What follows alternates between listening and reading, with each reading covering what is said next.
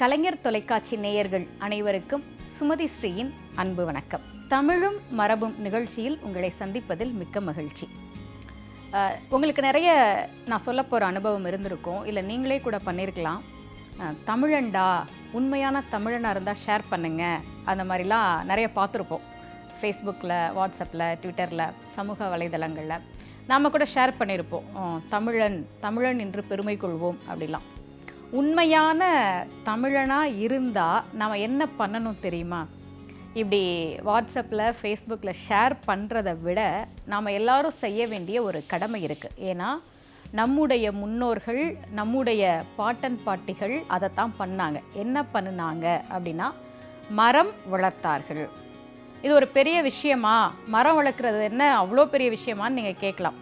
மரம் வளர்த்தார்கள் என்று சொல்வதை விட அதை நம்முடைய உறவாக, உயிராகவே நினைத்தார்கள் என்பதுதான் உண்மை.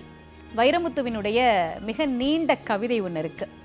மரம்தான் மரம்தான் எல்லாம் மரம்தான், மறந்தான் மறந்தான் மனிதன் மறந்தான் அப்படின்னு. ஒரு குழந்தை பிறக்கும் போது அதை தொட்டிலில் போடுறோம், அந்த தொட்டில் மரத்தில் தான் செய்கிறோம். அது நடக்க பழகும்போது கொடுக்குற நடைவண்டி மரத்தில் தான் பண்ணுறோம். திருமணமாகும்போது அந்த திருமணத்திற்கு அணிந்திருக்கக்கூடிய மாலை, அந்த பூக்களெல்லாம் மரங்கள் தான் கொடுக்குது. தூங்குகிற கட்டில் மரம் கொடுக்குது. அந்த தலையணை மெத்தையில் இருக்கக்கூடிய பஞ்சு அது மரம் கொடுக்குது. நம்ம செத்ததுக்கு அப்புறம் கட்டுறாங்களே பாடை, அது கூட மரம் தான். அந்த பாடையில் கட்டி நம்மளை சுடுகாட்டுக்கு எடுத்துகிட்டு போய் விறகு வச்சு எரிக்கிறாங்களே, அந்த விறகு கொடுக்கறது கூட மரம் தான். நம்முடைய வாழ்க்கையில் நம்ம பிறந்தது முதல் இறந்த பிறகு வரை நம்ம மரத்தை தான் சார்ந்திருக்கிறோம். ஒவ்வொரு மரமும் ஒரு ஞானிக்காக காத்திருக்கிறது. மரங்களை வெட்டாதீர்கள் என்று ஒரு கவிதை நான் சமீபத்தில் படித்தேன். நியூட்டனுக்கு ஆப்பிள் மரம், மாணிக்க வாசகருக்கு குருந்த மரம், புத்தனுக்கு போதி மரம், நம்மாழ்வாருக்கு புளிய மரம். ஒவ்வொரு மரமும் ஒரு ஞானிக்காக காத்திருக்கிறது. தயவு செய்து மரங்களை வெட்டாதீர்கள் என்பதுதான் அந்த கவிதை.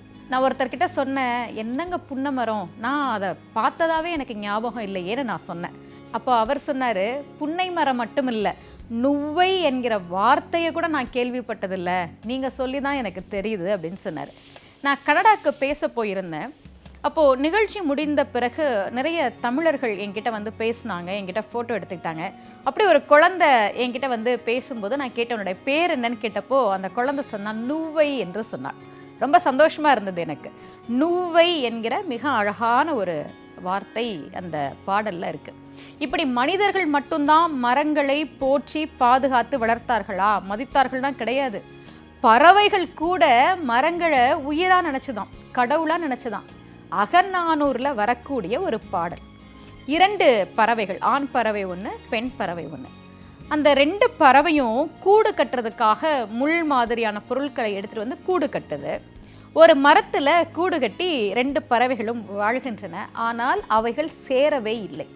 என்ன காரணம்னா, இந்த மரம் கடவுள் முன்னால் சேருவது தவறு என்று அந்த பறவைகள் சேராமல் இருந்தன என்கிறது அகநானூறு பாடல். கடவுள் மரத்த முள் படை குடம்பை, சேவலோடு புணரா சிறு கரும்பேடை. ரொம்ப அழகான வரி அந்த வரி.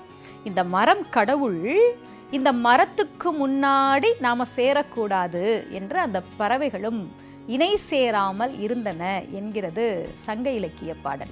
இதையெல்லாம் படிக்கிற போது நம்முடைய மரபு என்பது மரங்களை உயிராக, உறவாக, கடவுளாக போற்றி பாதுகாப்பது தான்.